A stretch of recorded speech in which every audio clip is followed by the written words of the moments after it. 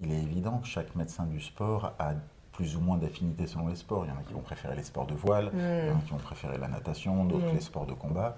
Et donc on peut se renseigner, alors voir si on a un médecin qui s'occupe de sport de haut niveau ou qui s'en est occupé. En fait, on choisit son médecin du sport, quelqu'un qui ne fait que ça, que de la médecine du sport. Et puis véritablement, en fait, en réalité, l'essentiel, c'est le bouche à oreille. Ouais. Toute l'expertise médiatique que vous pouvez trouver, tous les gens qui écrivent des livres, euh, ça ne correspond pas nécessairement à une qualité de terrain. Et en fait, quand vous venez à la consultation, l'important, c'est pas que votre médecin passe à la télévision, passe à la radio, Oui. c'est qu'il soit compétent sur le terrain, Ouais. qu'il ait une capacité d'écoute, Ouais. qu'il ait une capacité à se remettre en question, qu'il ait une capacité à pouvoir vous adresser au bon radiologue Ouais. ou au bon chirurgien si Ouais. une chirurgie est nécessaire, qu'il est... Qu'il fasse du sport? Pas nécessairement. D'accord. Pas nécessairement. C'est pas parce qu'un coach a été champion Qu'il est que, bon. ce sera, que ce sera un bon C'est coach. ça. Donc c'est pas parce Ouais. qu'un médecin, ça l'aide à comprendre. Ouais. Et après, c'est seulement marketing. Ouais. C'est sûr que le patient qui voit un médecin sportif se dit, tiens, lui, il va Ouais, comprendre. forcément, c'est clair. Et alors, c'est vrai que Quels sont les profils de sportifs qui ont vraiment besoin d'un médecin du sport? on voit le médecin du sport pour deux choses.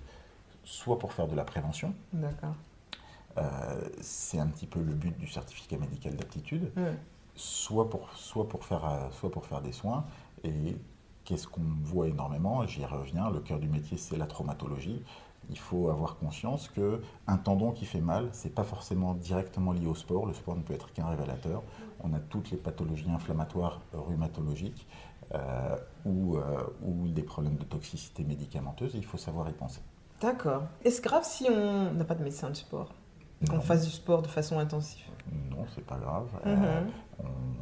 Les lois de la nature montrent que avant l'apparition des médecins du sport, les gens étaient capables de chasser, grimper, C'est vrai. ramper et qu'ils n'avaient pas besoin de nous. Ouais. Et puis, il ne faut pas oublier que la nature est souvent un excellent thérapeute. Avec le temps qui passe, une grande majorité des lésions guérissent d'elles-mêmes. Mm. Il y en a qui ne peuvent pas guérir. Ouais. Voilà. Et puis on a oublié des choses aujourd'hui.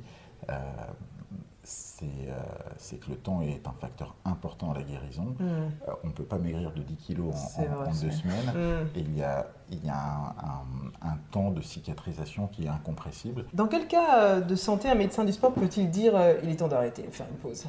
Pour tout ce qui est cardiaque et pulmonaire, on va être avec tous les problèmes cardiologiques de type insuffisance cardiaque ou les problèmes de cardiopathie ischémique, c'est-à-dire tout ce qui va amener à des infarctus qui ne seraient pas équilibrés. Et là, c'est stop en termes d'effort. Ouais. Et puis une fois que ça s'est soigné, on fait de la rééducation cardiaque. Ça, ce sont les cardiologues qui s'occupent de ça, cardiologues spécialisés dans le domaine, les insuffisances respiratoires. Et puis, si on parle de pathologies propres au sport, il y a certaines blessures on a certaines fractures de fatigue, en particulier au niveau des membres inférieurs et du bassin, qui vont vous faire dire, bah là, stop, il faut arrêter les sports en charge. Ouais. Vous ne pouvez pas courir, vous ne pouvez pas faire de corde à sauter, mais par contre, vous allez pouvoir faire un peu de natation. C'est-à-dire que même blessé, on peut continuer à avoir certaines activités.